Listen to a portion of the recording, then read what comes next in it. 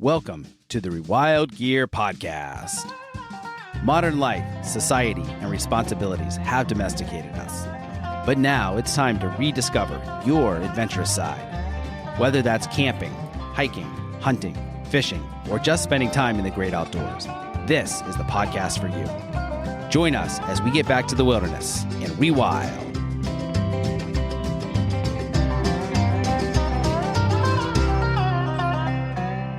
Welcome to the Adventure Made Podcast, brought to you by Rewild Gear. I'm your host, Seth Spears, and I'm here today with Patrick Schaefer. Patrick is a husband, stepfather, and a fireman holding the rank of battalion chief, an avid outdoorsman, and a DIY public land hunter who spends regular time in the wilderness of Texas, Colorado, and Alaska.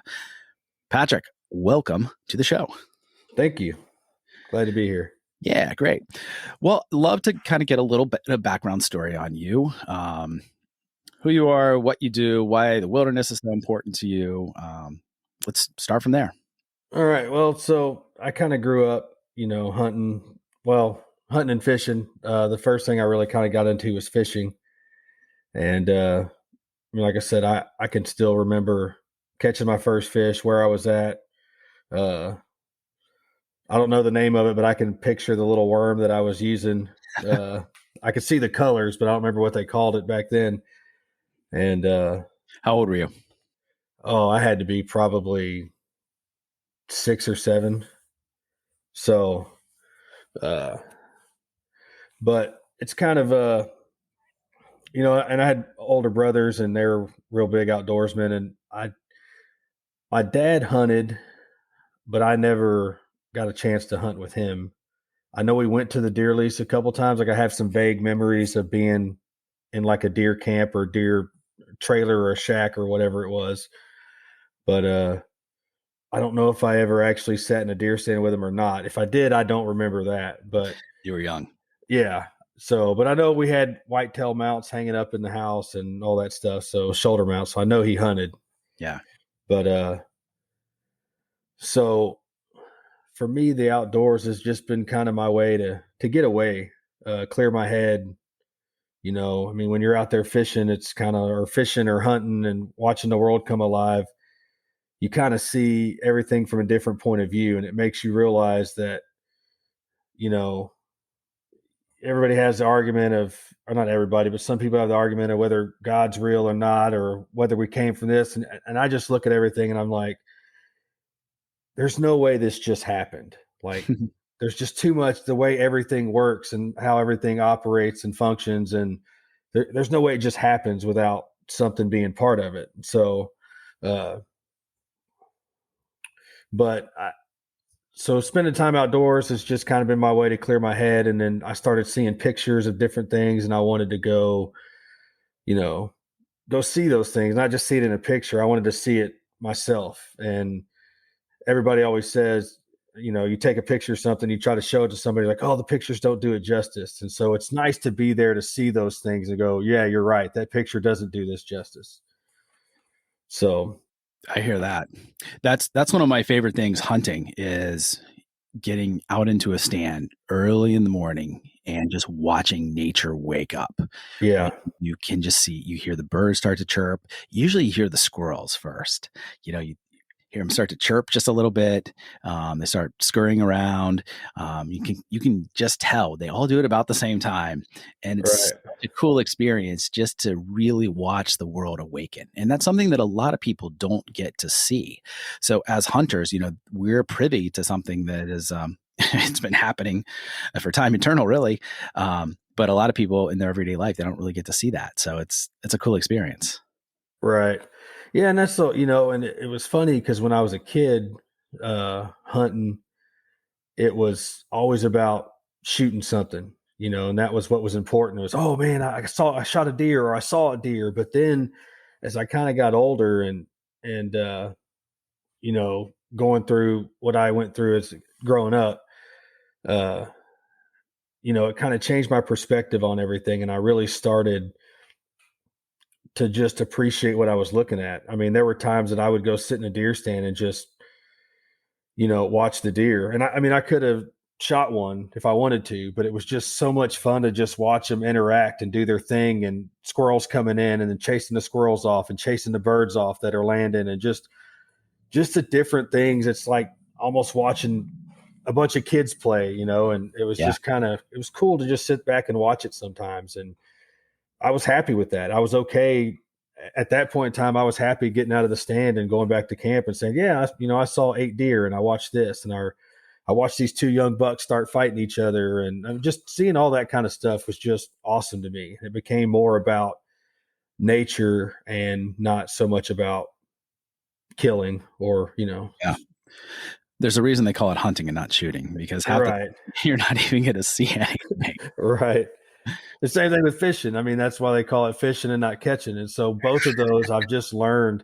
And it was funny because I grew up, the first fish I ever caught was a black bass. And then I bass fished for a little while. And then when my stepdad came into the picture,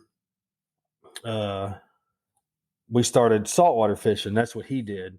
And then my buddy from high school, he saltwater fishes. And so him and I own a boat together, and that's kind of what I did. And I got away from freshwater fishing. And I went through this stage where it was like, oh, the only real fishing is saltwater fishing, and there's nothing else out there.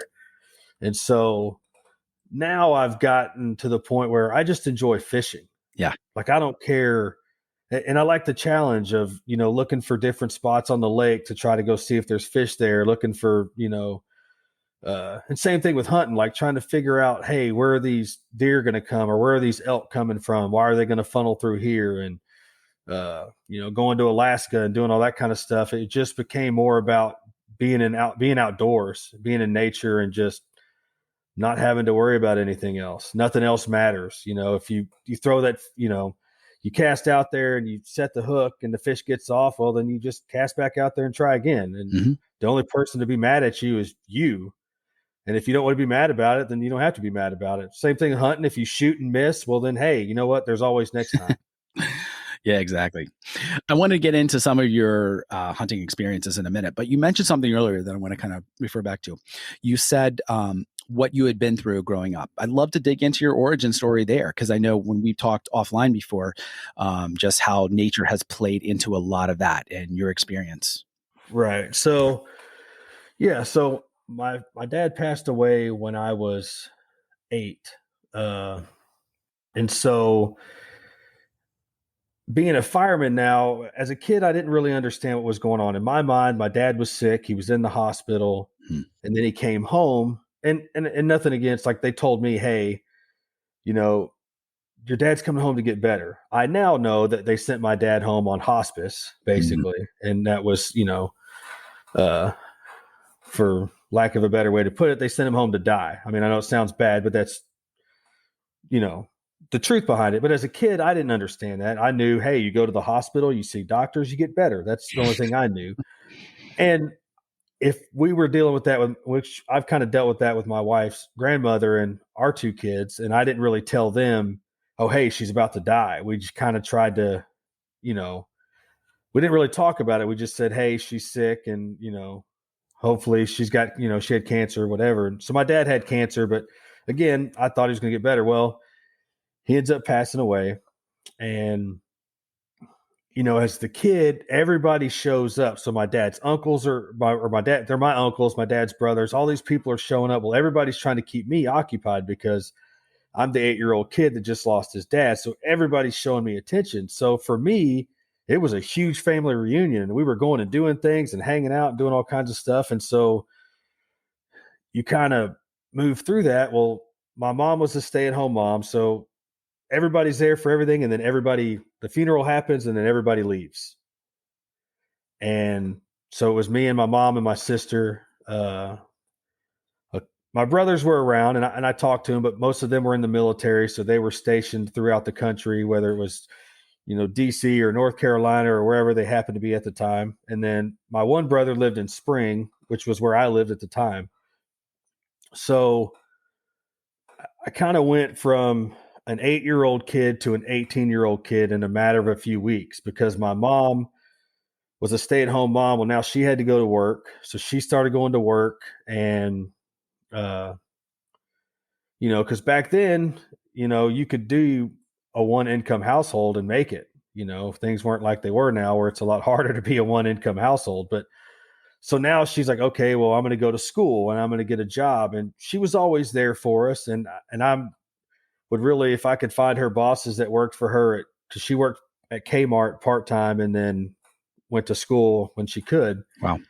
And if I could call her bosses and say, hey, y'all are really awesome for not firing my mom for the fact that her son was calling up there every 30 minutes to an hour. If a storm rolled through, I thought I was going to die in a tornado. So I was calling her on the phone. And so anyway, so I had to go from like an 8-year-old kid to an 18-year-old kid because my mom was at work. So I had to come home from school. I could go outside and play with my friends. Well, when the street lights came on, even though there was nobody there to tell me to get inside, I went inside. I had to do my homework. I had to make myself take a shower. I had to, cook my own dinner sometimes. And, my sister was there and we knew all the neighbors and everybody kind of looked out for each other. And they were all looking out for me, even though I didn't always see them.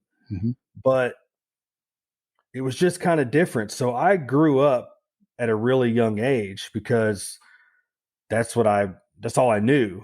And then, my stepdad came in the picture and we went and did a lot of hunting and fishing. And I learned a lot. I hunted on a deer lease with like 30 guys and there were a lot of older guys on there. And, they were kind of like your family. And so they were teaching you different things or whatever. And,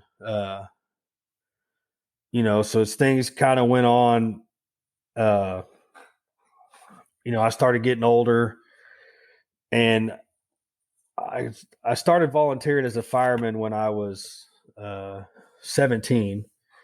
And originally I wanted to go in the military and be a pilot. So I started volunteering as a fireman and I decided that, I wasn't going in the military because nobody was going to tell me what time I had to be at work, what I was going to wear, when I could eat lunch, when I was going to wake up, just go to bed and all that kind of stuff. And which, if anybody knows the fire service, that's kind of how the fire service is to an extent. You got uniforms and, they don't necessarily tell you when you can eat, but, if somebody calls 911 in the middle of lunch, you got to go. You're going.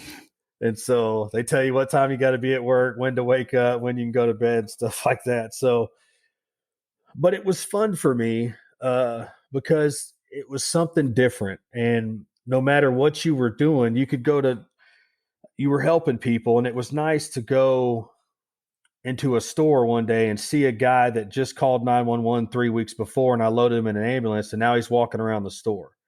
So he made it.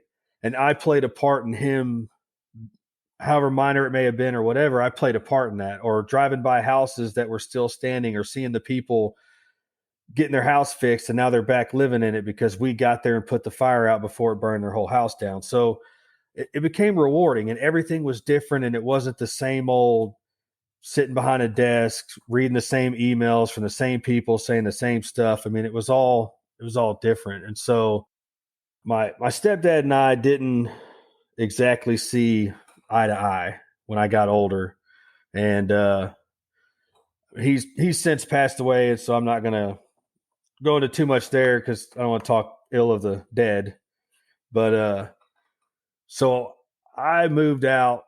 I decided in high school that being a fireman was what I wanted to do. And so my senior year of high school, I went and got my EMT basic. And then I graduated high school, jumped right into fire school, took off, and kind of went through all that. And then, I started working and I pretty much lived at the fire station. I mean, the guys put a mailbox out back and wrote my name on it because I was always there. And, so my stepdad and I kind of have our little falling out and I move out of the house and, and I told my mom, I was like, hey, look, I want you to be happy. If you're happy, awesome. I love you. I'm not mad at you, but I'm out of here. So I moved in for a little bit with a guy that I still work with named John. So I lived with him.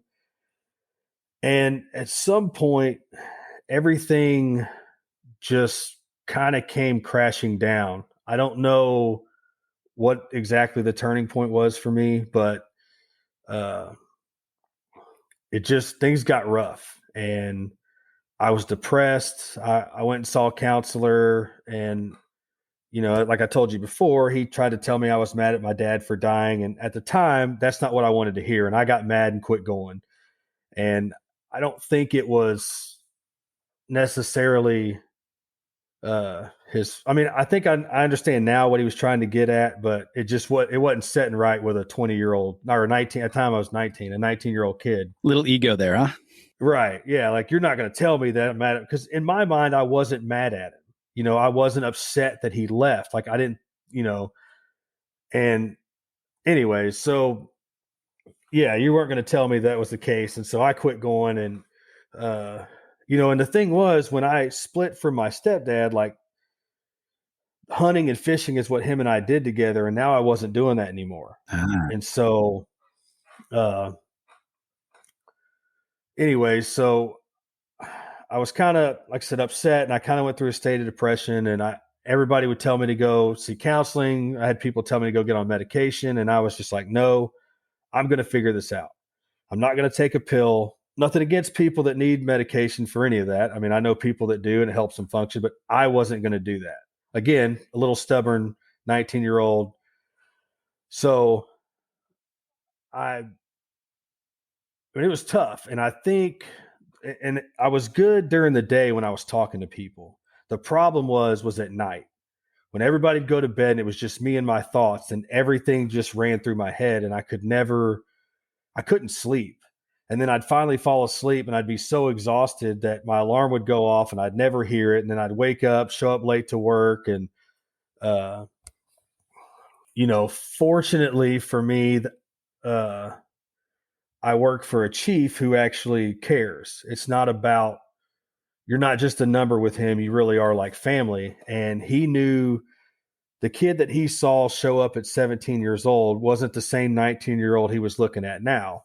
And he knew something was wrong. So he called me in his office, and I thought that I was just going in there to get written up and all that. And then, I was just going to walk out the door.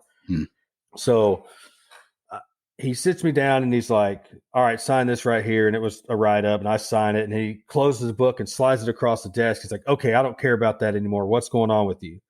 And I'm like, nothing. I'm good. And he's like, no, you're not. Something's wrong with you. What is it?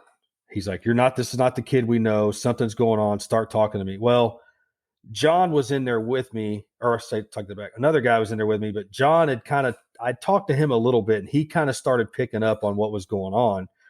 And John had mentioned something to the chief. So the chief goes, hey, I know it sucks not having a dad. And, or something along those lines. And I just kind of lost it. And then I just started talking. I just started spilling everything that I was thinking about. And he's actually the one that recommended going to counseling. And so I went to counseling, and he decided to work with me. And then, and a couple of the other people that were there too, a guy named Colby, I ended up getting put on a shift with him, and him and I had kind of had similar things with losing our fathers at a young age. So we kind of bonded and just had a good time. And, and there were still some speed bumps along the way, but they were willing to, it's like, hey, it's okay.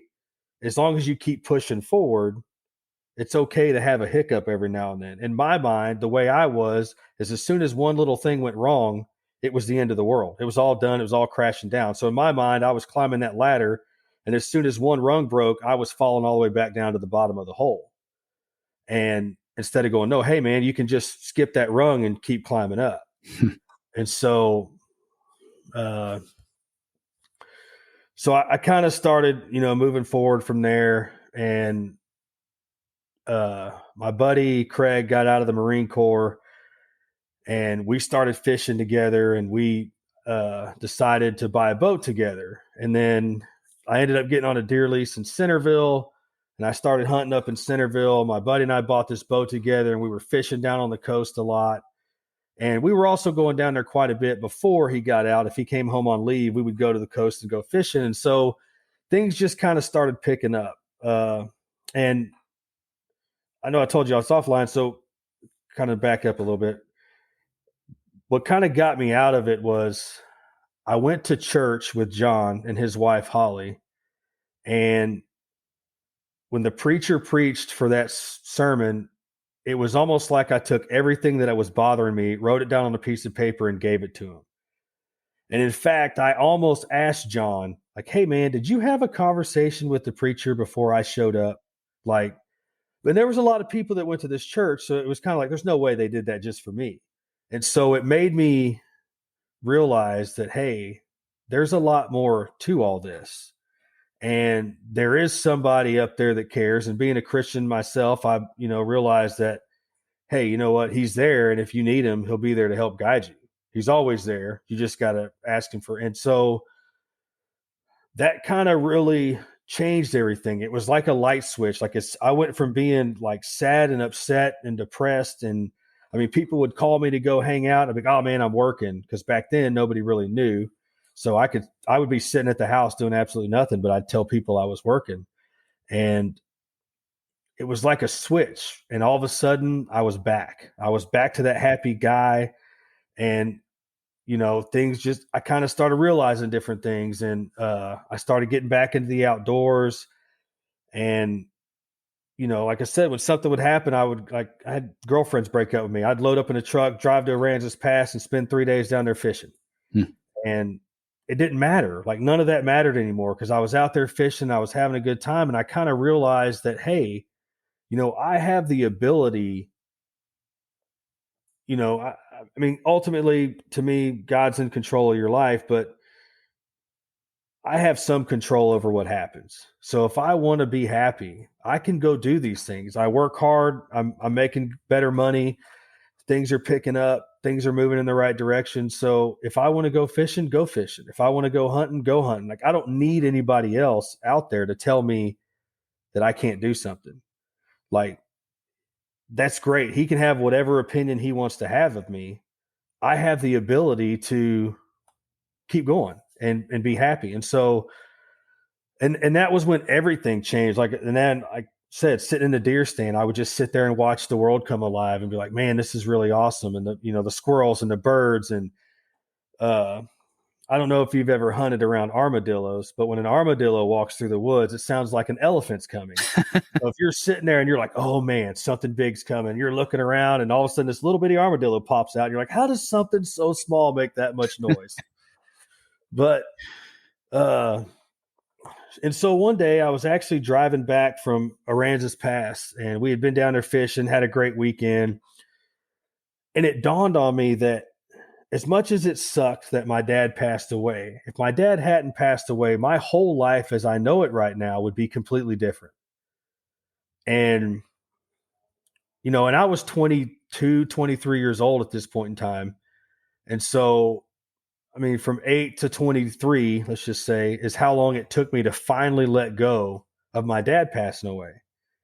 And because maybe I'd have never moved to Conroe, and then I wouldn't have met my buddy Craig, and I wouldn't have known the guy Cody, that I wouldn't have met a guy named Jeremy who got me into the fire service, so all this stuff happened when I moved to Conroe. And so it was kind of the whole, hey man, everything happens for a reason. What doesn't kill you makes you stronger. And I just kind of went on with it. And I've kind of tried to always live life that way and realize that it's okay to fail.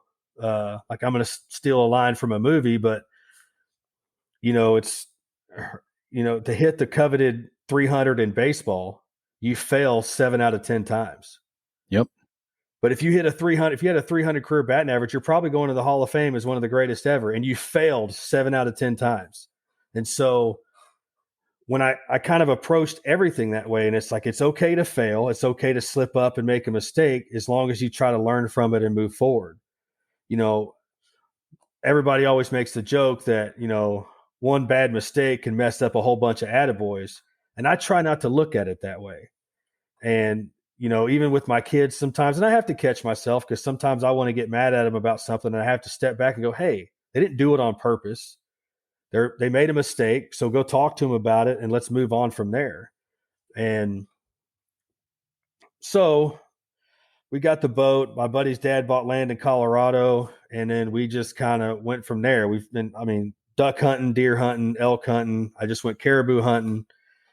I hiked 2/3 of the way up to Mount Blanca in Colorado and proposed to my wife. Wow. The plan was to go all the way to the top, but we had a bunch of kids with us and everything else. And they couldn't quite make it that far. So finally I was just like, all right, man. And it was the whole deal. And I was like, all right, man, just find a place to hide, or let's just find a place to do this, and just with a good view and everything else. So we went and found this little area and hid the ring. And my buddy Craig was part of it. And we hid the ring. And of course, my wife walks right past the ring.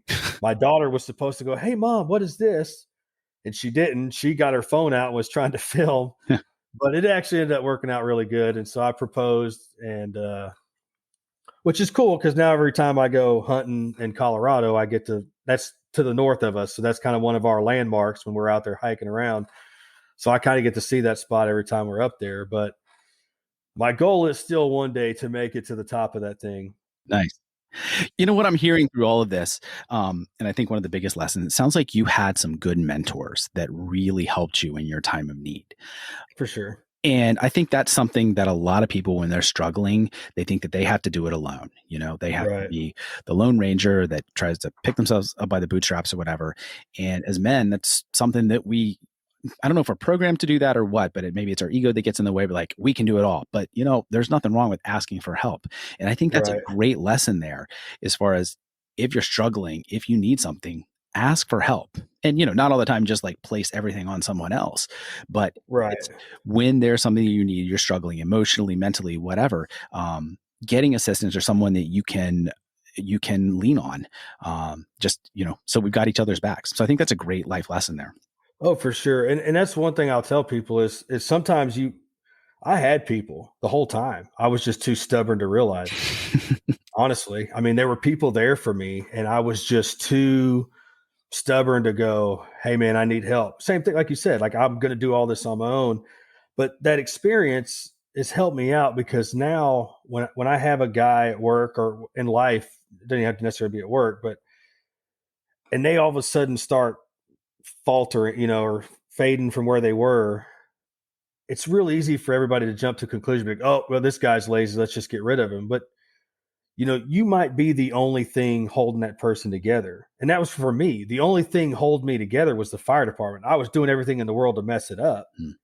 But because I didn't care if I ended up living under a bridge or something like that, it really didn't matter to me. I was never, like I told you before, I was never suicidal, but I didn't care anymore. And luckily, there was somebody else there that did care and said, "Look, I care. I know you truly care, and I'm fixing to help do whatever I got to do to make you start caring again," basically. Yeah. And that's not how he said it. And to this day, a long time ago, I wrote him a letter telling him thank you. And, he was kind of like, "I got your letter. I appreciate it. I don't really know what I did." And it's like, "Man, you saved me. And I know you don't think you did, but you did." I think often it's times where we're just being human and just reaching out, not even thinking anything of it. It's those little things that can make all the difference in the world, because you never know how something that you do is going to affect someone's life in a major positive way. And it's just trying to be as cognizant as possible at all times in day-to-day life, where you might be tempted just to walk on by a person, smile at them, say hi, and that might make a world of difference to someone. You just never know. Oh, for sure. And like I say, I let go of my dad passing away. I mean, I still have moments that I miss him. I mean, when I got promoted to lieutenant, and I would have loved to have been able to call him and go, because I mean, I studied for 3 months and read 3 different books and had to test against some other people. And I would have loved to have been able to pick the phone up and go, "Dad, guess what?" Or when I shot a nice buck, or I shot my first elk, a lot of these things that I've got to do, or, "Hey dad, man, I proposed to my wife," or, "Hey, I'm going to propose," and just all those things and my buddy's dad,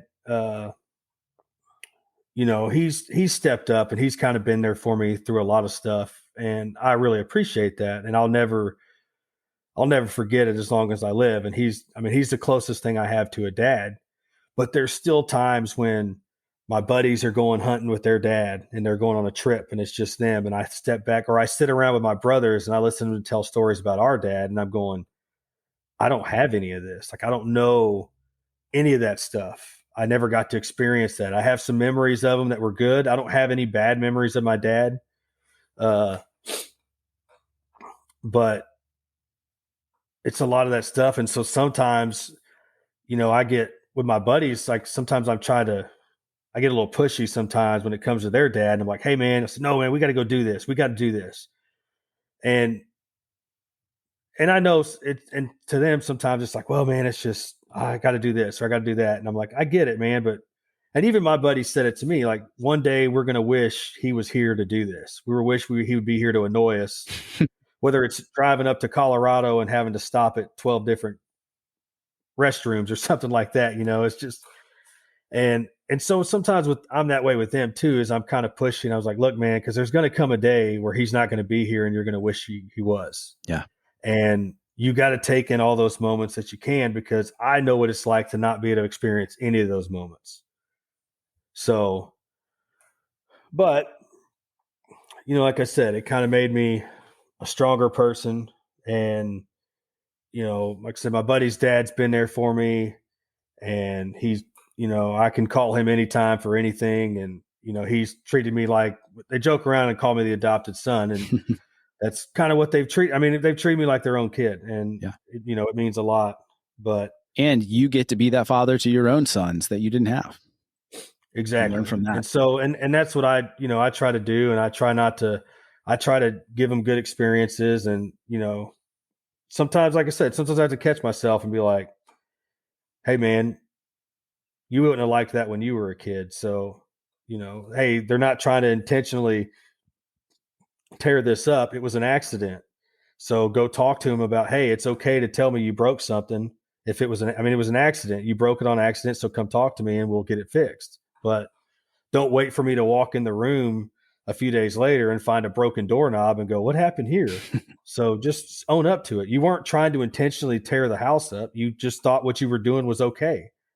And it broke the doorknob. So we'll get you a new doorknob, and it's still a big deal. But like I said, I've had a lot of fun. I mean, I've been bone fishing in Hawaii now with a fly rod, which was a lot of work. I ended up having to use a spinning rod to catch my bonefish because I'd never used a fly rod before, and he's trying to tell you to cast it this direction and cast at 3 o'clock at 30 feet. And he's like, no, wait, now it's over here at 1 o'clock. And so now I'm throwing at 9 o'clock instead of 1 o'clock. And finally I was like, just give me a spinning rod. I can't do fly fishing. So I have done more fly fishing since then up in Colorado and caught a few fish, and it's been fun. And, but like I said, just going out in nature and it's just being out there and just enjoying all of it, everything there is. And it doesn't matter where it's at. And, now I see pictures sometimes on my phone and I'll take a screenshot of it, or, hey, this is such and such national park in Montana. And I'll take a screenshot. And like one day I'm going to go there because I want to see that. And, I've tried to just do better about everything. When I was a kid, we would take our Coke cans and toss them in the woods. And when you were out there fishing, you'd break them up and drop them in the water because, hey, barnacles are going to grow on it and fish are going to live inside the can. And so now I look back on all that and I was like, why are we throwing all this stuff in the ocean or in any lakes, bodies of water, out in the woods or whatever? And it's just kind of, people don't care. And I get onto my own kids now. My kid will be walking, he'll drop a wrapper on the ground, like, hey, pick that up. We don't, What brought about that transformation for you, going from just not caring or just littering or throwing something in the water to realizing what we're actually doing as far as pollution and everything else? Well, what really started for me was we go to the Frio River every year. We haven't in the last couple years, but, and you'd be on this remote piece of the river and there's nothing around. There's no houses, no nothing. And right in the middle of the river is a beer can. Mm-hmm. And then a little bit, there's a plastic bottle, and then there's another Coke can. And I kind of, we'd always stop and pick them up. And then, we'd get up here and up in Colorado, and you'd go out in the middle of what you think is a remote area, and there's trash. And it's like why is there trash out here? Like, why are people dumping their junk out here? And, I kind of just started thinking about, well, what if everybody kept doing this? I mean, I'm finding trash way out here in the middle of nowhere. Eventually people are going to keep on doing it. And then what happens? we're going to have so much trash everywhere, and all this stuff that's supposed to be, this natural land has been destroyed by humans. And I'm not, I'm not trying to say everybody needs to drive electric cars and, all this crazy stuff, but I feel like there are things that we should do to take care of the environment better. And a lot of things, like I know, I can't think of it, but the deepest spot in the ocean that they found, I can't remember the name of it, but they found a piece of plastic down in the bottom of that. Like the deepest spot in the ocean has already been polluted, that we know of anyways, has already been polluted by man. And so now when I'm out, no matter what I'm doing, I always try to pick trash up. Like I even bought a little trash bag deal to carry with me when I go hunting. So when I'm out walking around, I can pick it up. Like we were up in Alaska when our caribou hunt, we found gloves laying out in the middle and we picked them up. And, and some of it, like when it ices over, they get into big track vehicles and they just go driving across the tundra to different towns or whatever the case may be. So it might have fallen off of one, but still you're in the middle of an area that nobody goes to and there's a glove laying on the ground. And it's like, so I got more into leaving it how it's supposed to be in this natural state of mind. Like we can go there and visit and see the things that we can see, but we can also leave it. And if possible, try to leave it better than I found it. For sure. Yeah, for sure. Patrick, how do you balance family, work, and spending time hunting and fishing? Oh, well, it can be tough. I work a lot, but I try to plan things out and, try to make time for everything and make time for the kids and the wife. And fortunately, my wife enjoys hunting and fishing. My son really enjoys fishing. And my daughter used to, but now she's getting older, so fishing's not quite as cool as it used to be. But she does enjoy, going to Colorado and hiking and stuff like that. She doesn't really like hunting. So I just had to try to make time, and I've had to tell myself that, it's not always about chasing the almighty dollar. Sometimes you got to set stuff aside for yourself and for your family to go spend time with them and try to plan things, hey, let's go fishing or let's go hiking or whatever we want to go do. And so it's been a tough balance, especially before I was married and had kids. It was just me. So I just go. Cool. I'm going to take off these 2 weeks and take off. And so now, I kind of have to, luckily, like I said, my wife enjoys all those things. So it makes it easier because I can say, hey, we're going to go duck hunting. She's like, okay. And then we can load up and go duck hunting together. Or, nice. Hey, let's go fishing. And they get in the boat and they want to go fishing. So, and like I said, they enjoyed the hiking and all that kind of stuff. And it's been a lot of fun. We've had a lot of fun for sure. Is there anything specifically that you're doing to encourage your kids to enjoy the outdoors, or has that just come natural to them? It's just come natural. Like for me, like I look at a lot of these things that I never did as a kid, and again, nothing against my parents. It's just not what we did. So, like I never saw the mountains of Colorado till I was 22 years old. So, other than driving to Georgia, which those mountains are all covered in trees. A little different. But yeah. So what I've tried to do is all the things that I thought that I've seen as an adult that I think are cool, I try to get them out to see it now so that they go see all these things and they enjoy it. And so luckily for me, it's kind of come natural for them to enjoy those kind of things. Like Jake, my son, he kind of liked fishing, but he was also one that he would go fish and then bring his iPad and he'd want to play on his iPad and he'd fish for a little bit. So for him, we actually went fishing when the fish were spawning, so you could see them on the beds. And so I was kind of helping him flip, and he would flip it and drag the worm through the bed, and then you could watch the fish eat it and you set the hook. Well, once that happened, he was hooked. Yeah. So for that part, he was just like, oh man, this is awesome. I love it. And so now he wants to go fishing all the time. And we've gone a couple other times and he's caught some good fish and he's had fun. And so now he loves fishing almost as much as I do. But a lot of it, my wife, was also really into that stuff too. So the kids have always kind of grown up in that environment. So, and I don't force them. I mean, like my daughter doesn't like, she eats meat, but she doesn't want to be the one to kill the meat. Sure. So, which is fine. And I've told her that. And I was like, hey, if you ever change your mind, you know what to do. You just come let me know and we'll go do whatever you want to do. And if you don't ever want to hunt a day in your life, you don't have to. But I'm still going to hunt as long as you understand that. But, but she enjoys, she, like I said, she likes to eat meat and all that. She just doesn't want to shoot it. So I can handle that. Totally. Yeah. Patrick, what's the biggest life lesson that nature and the outdoors have taught you over the years?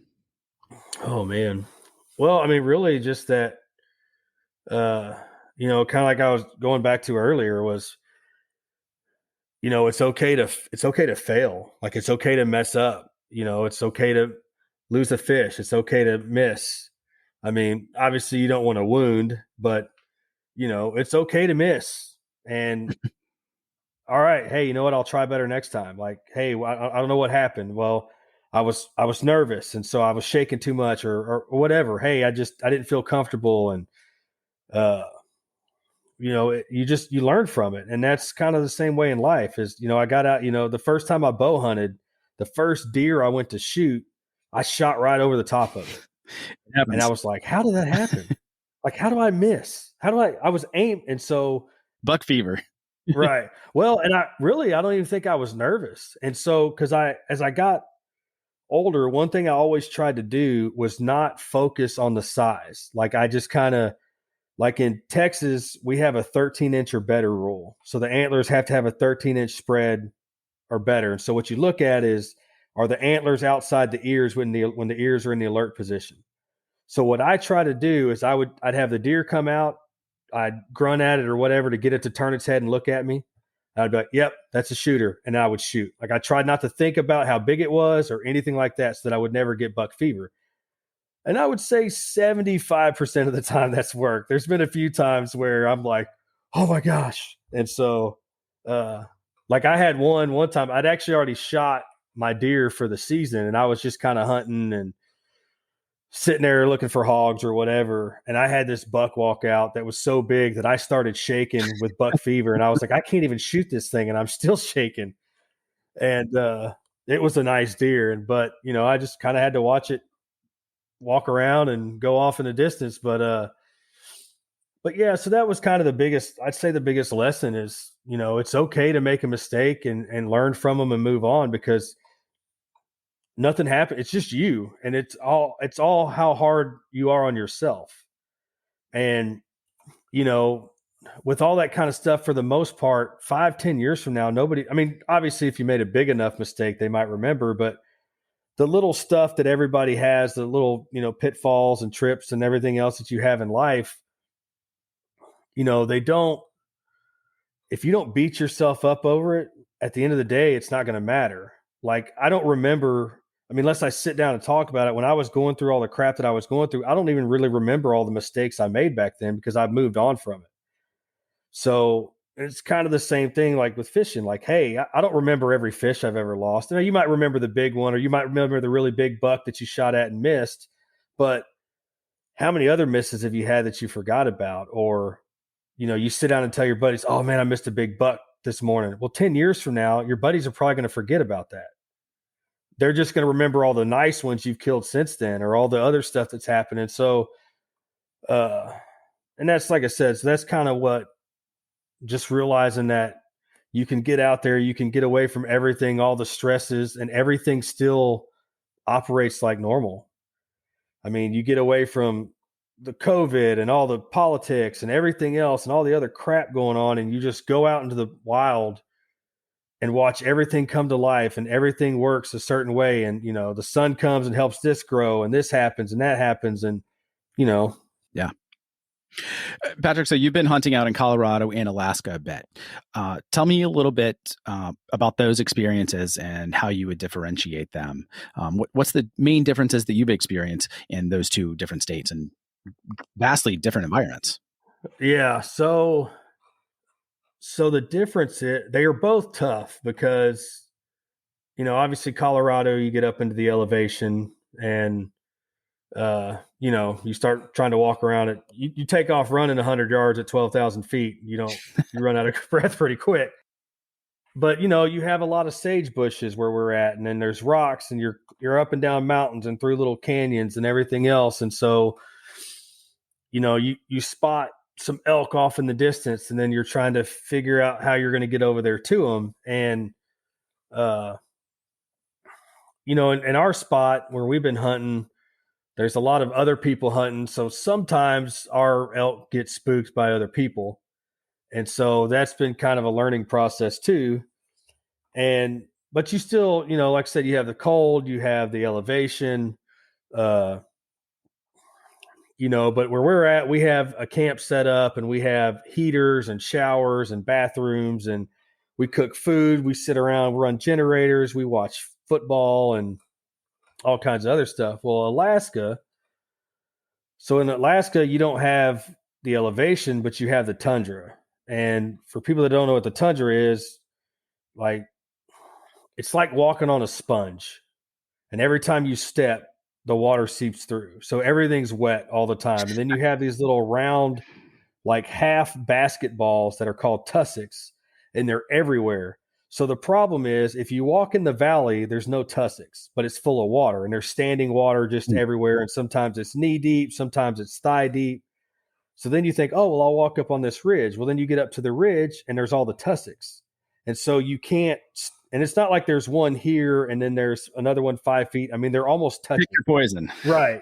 And there's just little gaps that are sometimes barely wide enough for your foot. So you're trying to, walk through there and walk through all this stuff. And, where we were like, our camp was 25 miles south of the Arctic Ocean.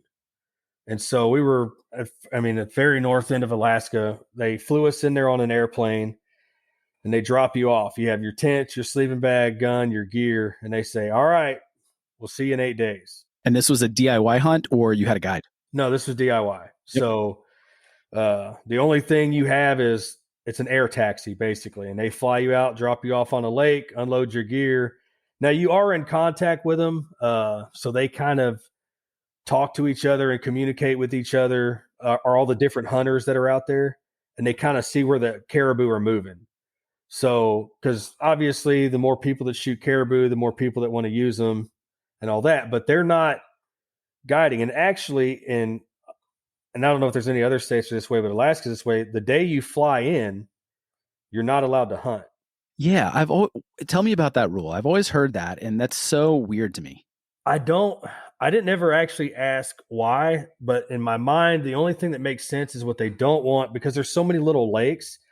You could just fly around in a plane, find a herd of caribou, set down on a lake, jump out, go shoot them, then leave. And they could just be doing like day hunts like that if they really wanted to. So I think what they try to do is give it a little bit more of a fair chase. Like, they're going to drop you off, but you can't technically hunt until, like, we landed at, I don't know if it's like 12 hours or 24 hours or how. It can't be 24, because I think we got out to the field at probably 1 o'clock in the afternoon, and they told us we could start hunting at 3 o'clock in the morning. Whoa. Okay. So it may have been like a 12-hour, maybe we landed at 3 o'clock in the afternoon and it was just a 12-hour deal, which is fine, because the first day you get out there, you're setting up camp. We had to go down and get water. We set up pretty close to a river. So we went down to the river, and we used like the Catadine water filters and filtered our water. And, we kind of scouted. We saw some caribou. And so with caribou, the other difference is male and female caribou both have antlers. So when you're hunting, and we're only allowed to shoot the bull caribou. So like with an elk, obviously elk and whitetail, mule deer, the males have the antlers, the females don't. So when you get out there and you're looking and you're like, oh man, look at that one. And you're like, okay, no, that's a cow. And then sometimes they're 3 miles away. And so you're going, well, that one looks bigger than these other two. That one's got to be a bull. So we pack our stuff and we hike through the tundra, and it takes an hour to go a mile because of the stuff you're trying to walk through. And then you're trying to walk fast. And so, and I'm exaggerating a little bit. It probably doesn't quite take an hour, but it takes a little bit longer. And then coming back is even worse because you're wore out and you got all the way down there just to figure out that all three of the animals you were looking at are all cows. And so you're like, oh, I got to walk all the way back through that. And so, which is funny because caribou are kind of dumb. And like they would lay down. And so we'd start hiking up there or crawling up there to them. And then they would spot us. So they stand up. And then we're looking at them. We're like, okay, they're all cows. None of them, we're probably 80 yards from them at this point. Like, all right, they're all cows. So then we stand up and they start kind of walking towards us. Well, then I kind of wave my arms and then turn around and run off. And so then we start hiking back to where our other buddy was at. And I hear a noise and I turn around and they're following behind us like dogs. And I'm going, y'all really are dumb. And so I don't know why, but they say they're a really curious animal. Yeah. And so they really are. And they just come running back towards you and you're looking at them and then you wave your arm again and then they take off running. And then same thing, you'd walk a little bit further and here they'd come again. And it's just funny how they act. But so we hunted for several days. I mean, it rained, it's daylight the whole time. So there's another, like I said, difference between, which is weird because for me, when it starts getting dark is when I kind of start winding down. So if we're in the middle of doing stuff, it starts getting dark, but okay, it's getting late. Well, there's no darkness. So at 1 o'clock in the morning, looks like 1 o'clock in the afternoon almost. And so there's a couple times where it's like, oh, I wonder what time it is. Oh, wow. Hey guys, it's 11:30 at night. So I guess I'm not going to eat dinner now. I'm just going to go to bed. But it was so you go through and it snowed, it rained.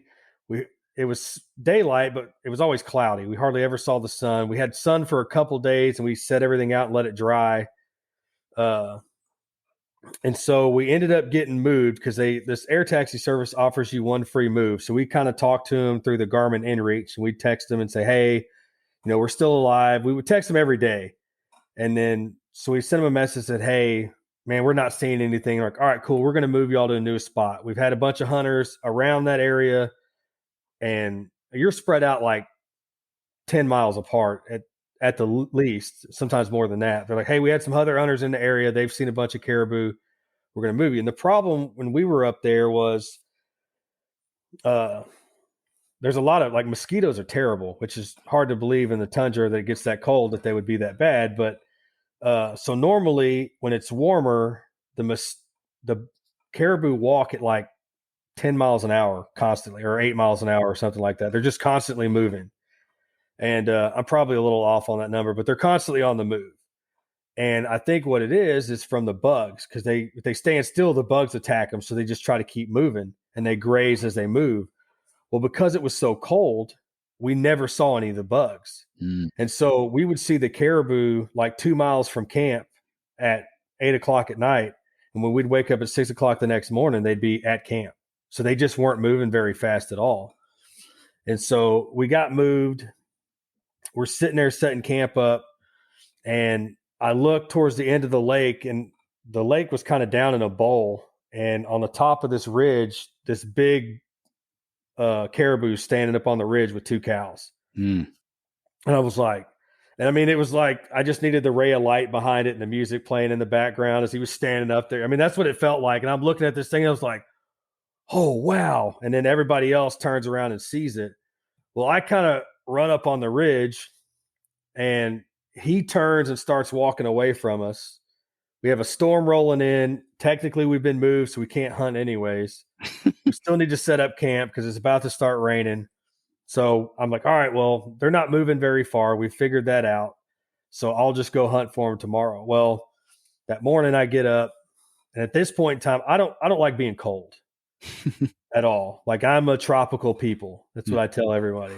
And so I suck it up because there's a lot of hunting that I like to do that has to get done when it's really cold. And the best hunting is in the cold, in my opinion. Yeah, I agree 100%. So I was like, all right, I got to suck it up, deal with it.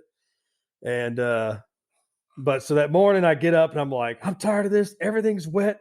I'm wet. I'm cold. I'm tired. I can't even put my shoes on. I can't put my feet down because my feet are going to get wet. I'm tired of this. And my buddy's like, are you going hunting? I'm like, I don't know. I'm tired of this crap. I'm over it. And he's like, well, if you don't get up and go shoot that caribou, I'm fixing to. So you got about 5 minutes to get out of that tent or I'm going after him.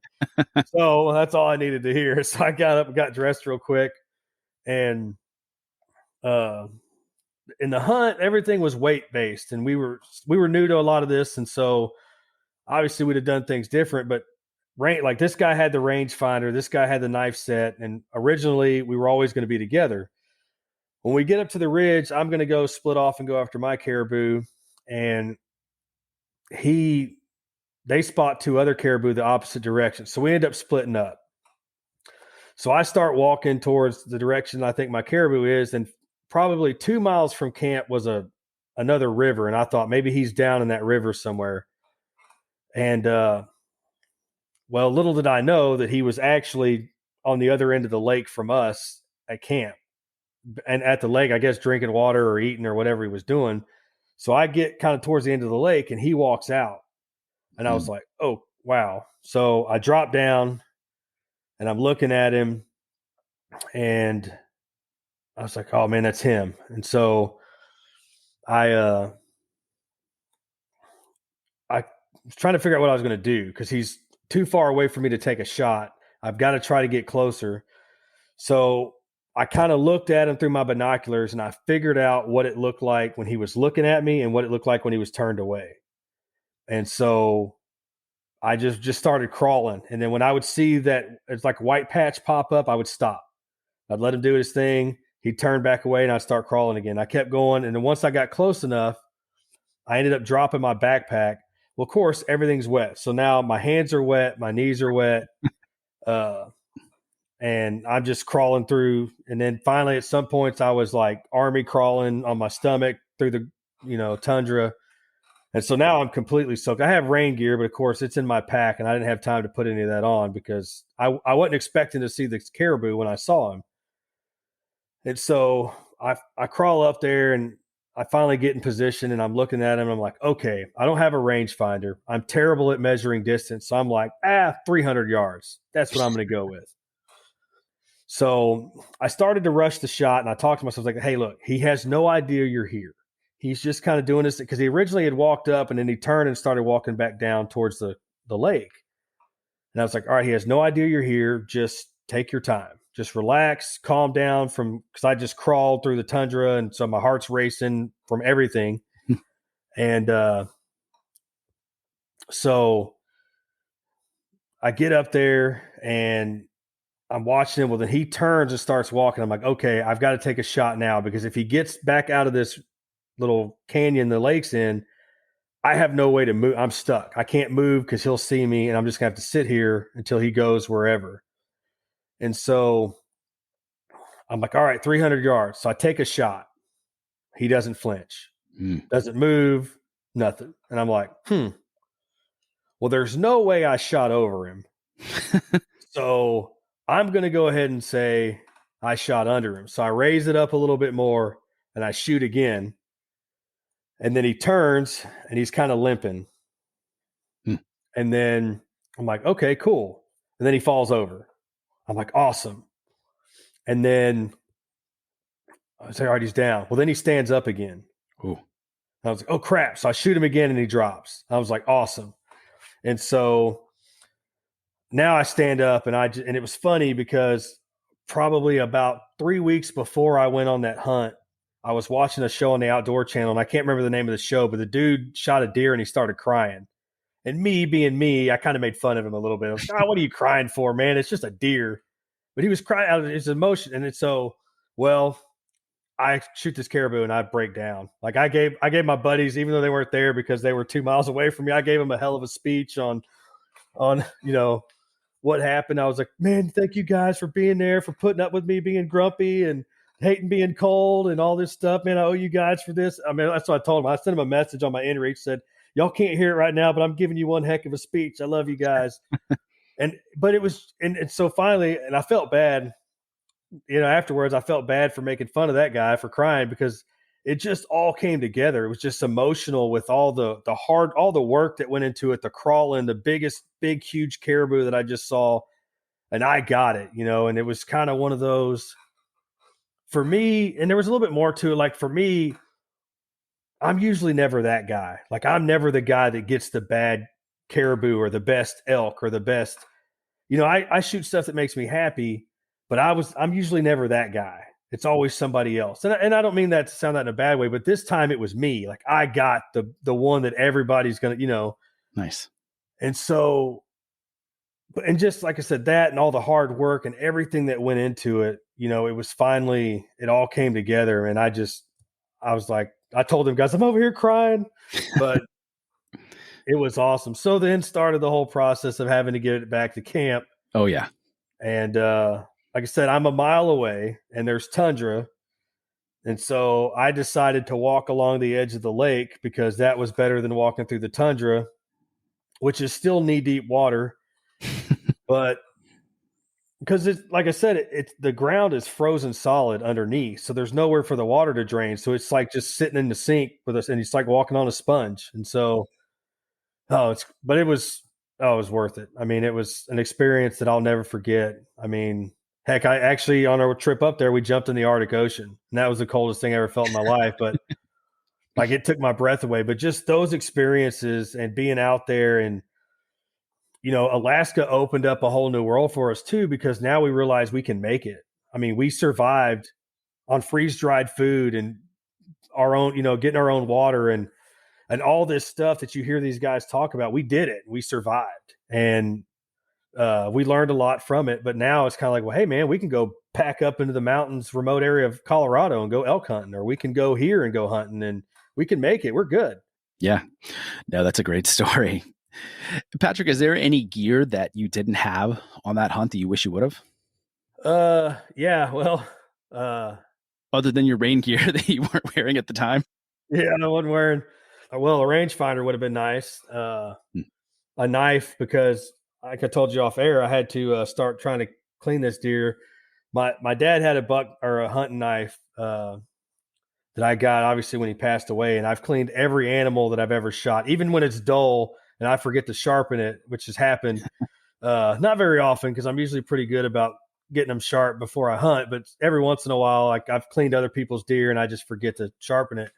But I'll even go to mine, even if I just saw it a little piece real quick. It's touched every animal I've ever killed. So I had that knife, and then I had a K-bar, because like I told you, the K-bar was a knife I bought because it's good for anything. And I've heard my Marine buddies tell stories about their K-bar, and I was like, you know what? Everybody needs a good K-bar. So, but I wish I'd have had a good knife, which actually I'm fixing to order one of y'all's knives because Adam let me carry his around for a week, and nice. It was pretty awesome. And so I do want to order one of those knives. I had a spoon kit, which I actually ordered y'all's now because mine was okay, but I liked the metal. So other than that, I wish I'd have had some camp shoes, maybe like some low profile, waterproof type shoes, like Hook and Grundens and a few of those other guys make the boat shoes that people wear, and they're like a rubber boot basically. But that would have been nice for walking around camp. A tarp that you could have sat on. We had chairs, but the tundra, the chairs would just stick through the dirt. So you'd be sitting there and all of a sudden the back of it would start falling. You just fall backwards and you have to get up and try to reposition it. So little things like that just to make, because when you're out there dealing with that in the tundra, and it's just different experience, some little homey type things. Yeah. What gear do you always take with you on any of these adventures or backcountry hunts? I usually always have, I mean, beside the obvious guns and stuff like that, but I always try to have a knife. And again, I know it sounds like I'm saying that, but in Alaska, I had knives. The problem is the knife kits were with my two buddies that were the opposite direction, because again, everything was weight based. And so, you were only allowed so much weight. And after you do it, you stop and realize, well, I could have put knives on my belt loop or on my belt, yeah, and it would have counted towards my weight and I would have been okay. Because like I put my binoculars and all this other stuff on, but at the time before you go, you don't think about any of that stuff. So, but as far as hunting, I think you need a good pair of binoculars, a good knife, a rangefinder, unless you're just really good at telling distance, which I'm not. So, because afterwards, my buddies got up there and we kind of looked at everything. We're like, yeah, man, that was probably about a 450-yard shot you took. Yeah. And I was like, oh, okay. Well, I said 300. So Slightly off. Yeah, just a little bit. Yeah, gotcha. Patrick, are there any brands of gear that you just love, you think just do a phenomenal job of quality? So I use a lot of Kuiu gear and First Light are the two that I've really used, especially in Colorado because it was, or not Colorado, but Alaska. It was lightweight, and when everything's weight and it was, or based on weight, you're trying to get as light as possible. So yeah, when you look at something and this is this is 5.2 pounds and this is 4.8 pounds, and you think, oh, it's just 0.4. Well, that 0.4 adds up. So, I mean, and we were weighing everything. So, Kuiu made some really good gear, and it's expensive, but and so First Light gear can be kind of expensive too. But being out there and wearing it and putting it through the test that we put it through, because I mean, like I said, it rained, it snowed. I mean, it was in the 20s, 30s, 40s. It didn't really get too windy, but I wore some of my Kuiu stuff in Colorado when it was windy, and it did pretty good. So, I mean, I know it sounds crazy, and everybody, I used to go buy cheap stuff from Academy or wherever and go hunting with it and all that stuff. But once you get to start doing those kind of hunts where it's like Colorado, I can get soaking wet, drive back to camp, go get in the camper, turn the heater on, put my shorts, my flip-flops on, and I'm okay. But up there is none of that. And, and actually you had him on your podcast, which was Christian. He gave me some tips too on staying warm. If you get cold, like boil some water, dump it in a water bottle and stick it in your sleeping bag or stick it underneath your arm or whatever you need to do. And it's little stuff like that I'd have never thought about. I probably would have sat there freezing to death, drinking the bottle of water. So, yeah. But yeah, so Kuiu has made some really good gear. And so far I haven't, like I said, and not just saying this because I'm on your podcast, but y'all's gear seems to be pretty good from what I haven't really got to use it yet a whole lot. I mean, I messed with the knife a little bit, and then I messed with the fork and spoon that I got, and I'm with you. That's what I think y'all talked about in one of them where you said the spork, which is not good for anything. No. And that's one of the tools I was in Alaska, and I was like, I want a fork, but I don't want like to carry a whole bunch of stuff around. And that's great because it's all together and you can just flip it around and it's lightweight. Yeah, it's lightweight, and then you can flip it around and you can have the fork or you can have the spoon. It's just, and then it folds down together. It's awesome. Yeah. And it's got a can opener or a bottle opener or whatever you want to call it. Yeah. Thank you. Yeah. Patrick, is there a book or books that have had a huge impact on your life? Not really. I'm trying to get into reading. I usually do good and I can read, like I'll read like half the book and then I stop and then I wait so long that I forgot what I read. So then I start back over, and it's just it's a never ending process of like reading half the book. But, I try to, I actually got a book from Jocko called Extreme Ownership. Mm-hmm. And it's a kind of a leadership book that now that everything that I had going on is done, like as I had a promotional deal going on to get promoted and to battalion chief and all that kind of stuff. So I kind of stopped everything else and was just kind of focusing on that. And then I've had some other training classes going on that I've been focused on. So, but just some books kind of like that about, ownership and being a good leader and learning different things and from people that, cause I've heard Jocko give some clips and stuff out of his book and, just different things about, he was a Navy SEAL I don't know if anybody doesn't know who Jocko is, but he was a Navy SEAL and Jocko Willig. Seems like a pretty tough, hard dude that I wouldn't want to cross. I mean, I'd like to shake his hand, but I wouldn't want to make him mad.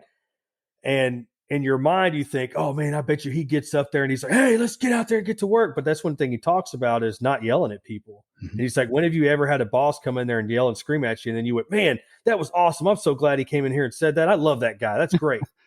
And I was like, man, that's a good point. I mean, when you start, because I'm that way, when you start yelling at me in anger, I pretty much quit listening to you. Yeah. Shut down. Yeah. And so it was kind of, so I've read some books that have kind of been pretty cool, and, you know, like The Lone Survivor, and listening to some of the stuff that Marcus Luttrell went through just in boot camp.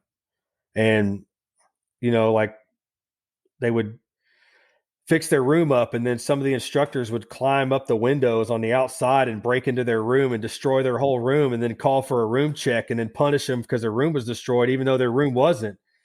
And it's like, just, you hear that stuff and you're like, man, how do you deal with that? Like, I'd have been mad. I'd be like, you know what? Y'all can have this crap. Yeah. Yeah. Patrick, do you listen to podcasts at all? I do. I just kind of started listening to some of Joe Rogan's stuff. I listen to the Meat Eater podcast. There's another one called Anglers Happy Hour with some bass fishermen. And I started listening to y'all's podcast because y'all's kind of started out. My buddies and I have talked about starting one, kind of what y'all did, just sitting around talking about your hunt and how it was going and who everybody was. And, yeah, you know, it was really cool. And I learned where y'all came up with the name for Rewild and all that kind of stuff. And so I actually listen to I enjoy podcasts now. And it's funny because I used to listen to music all the time, because I actually play the guitar and stuff like that. But it was now I just listen to podcasts all the time because it's just fun to listen. Totally. You know? Yeah, listening to y'all stuff was a lot of fun. So thanks. Patrick, what's one piece of advice you'd give to our audience? Well, I mean, just get outdoors, get out in nature, see everything that's going on. I mean, you know, it's so easy nowadays with everything at your fingertips, social media, and everything's pulling you in all these directions, and to be angry and mad and upset about this. And, you know, like I got to the point now, I don't watch any news. And if something crazy is going on, somebody will tell me about it. It's kind of where I'm at with it. And if I want to do more research, then I will, because you watch this news story and, you know, this side's mad at this side's mad at this side and blaming this side for that and this side for that. And 1 minute they were saying this is bad, and the next minute it's good. And, you know, I realized that none of that really changed the way I lived my life. Yeah. Like, and not to get into politics, but if Joe Biden gets up there tomorrow and says something that I don't like, and I walk around for the next 4 days mad about it, I'm still going to go hunting in 2 weeks or whatever. I mean, so if I just don't listen to any of that, I'll walk around a lot happier. And, you know, if it gets too crazy, I'm just going to go move into the mountains somewhere and hide out, and I can make it. And so, and that was the thing too, like when COVID hit and everybody was out of everything, like toilet paper, which we've all made all the jokes about toilet paper. And it still to this day makes no sense to me why we were out of toilet paper. But it was hard to find meat. It was hard to find all this stuff. And me and my buddies were like, hey man, we got elk meat. We're good. And now we know we got caribou, and, you know, we know how to go fishing and we know how to do all this stuff. So my biggest thing to people is quit relying on everybody else to do everything for you. Learn how to do it on your own, because if something ever crazy happens, and let's just say you actually have to go out into the national forest to try to hunt for your own food, because that's the only way you're going to feed your family. Because to me, as a man, that is our job, is to provide for our family. Mm-hmm. So, and I'm not saying women can't, by no means. Any women get mad at me, but yeah, you know, so women can hunt and all that kind of stuff, but just get out and experience nature. I mean, if you don't want to go hunting, that's fine, but go backpacking out in the wood and go hike some trails, go see the mountains, go to Colorado, go to Wyoming. I mean, all these places, there's so many beautiful places in the United States to go see, in Texas and Florida. I mean, you know, Colorado, New Mexico, there's all this stuff to go see and go do, and get out there and go do it and just go see the world instead of living trapped in this little bubble of chaos. Yeah, totally. Self-sufficiency. That's what it comes down to, I think. Yeah, for sure. And yeah, so yeah, that's what I try to do. Just get out there and see the world. Great. Patrick, thanks so much for coming on the show today. Really appreciate it. If people want to follow you on social media or anywhere else, where can they do that? So on Instagram, it's at the Patrick Schaefer. And then I do have a Facebook, which is Patrick Schaefer. I don't really get on Facebook that much. I try to stick with more Instagram. Sure. I see a lot of less political and all that other. There's a lot more of that shows up on Facebook than it does for me on Instagram, and so I try to stay on Instagram, and that's usually where I post stuff. Like if I go hunting or on trips or whatever, that's usually where I'm posting stories and pictures, and so. And another thing, one more thing too, to add to what I'd give to people is try to leave everything better than you found it. That's one thing I kind of joke around with my wife is if we ever win the lottery, that's kind of what my plan is I'm going to start a company where I can afford to go buy a bunch of aluminum boats where we just drive around to some of these lakes and just pick trash up.